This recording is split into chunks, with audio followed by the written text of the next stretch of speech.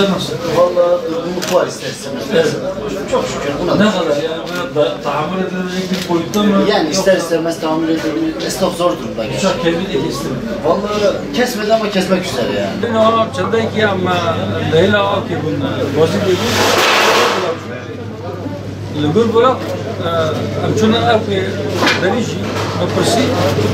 Götür şarabı da tuşta tutmuşlar. Sen bağlanmış bir şey. Bir de 20 lira. Evet. Doğru olduğu için. Tarafa satışımız %90 düştü. Şu an sezon. Ama ilaçla ilgili o fiyatla ilgili euro kurundan dolayı sıkıntılar var. Var. Bir miktar kurla ilgili düzenleme yaptık. Biz bir açıklama yaptık. Dedik ki yıllık değil, yılda birkaç defa bir güncelleme yapılırsa ondan birkaç gün sonra bir güncelleme yaptılar. Sadra şifa oldu mu? Yok zaten şu an değişen bir şey yok ya müdür. Yok altından bir şey Bayağı bir var mı? eksik. Ya bayağı bir eksiklik Kurla yaşlar var ilgili bir şu şey anda. yok. Böyle bir şey. Niye çıkar? Çıkar. Hayırlı işler. Zaten bir şey yaptım. Anlatıyorum. Sırası sizin mi yoksa çalışıyor? Valla çalışanız. Kaç çalışan var? Şu anda 6 kişiyiz. 6 kişi. Valla Hoş geldiniz. dükkan mülk mü kira mı? Kendi mülkümüz çok İyi. şükür. Kendi mülkünse Çok şükür. zor dönemlerde de ekmek çıksa yeter. İnşallah.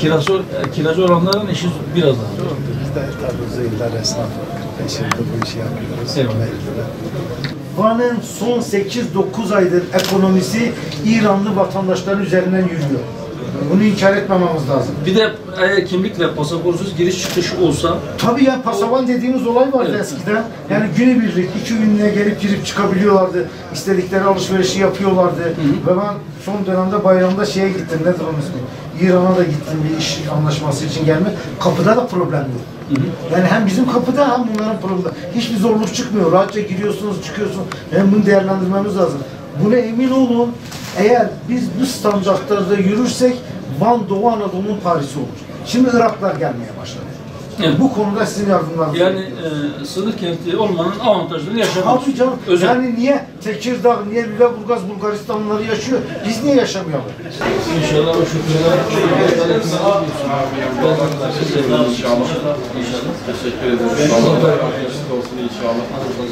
Size bir çay ikram edebiliriz. Arkadaşlar misafir edelim valla.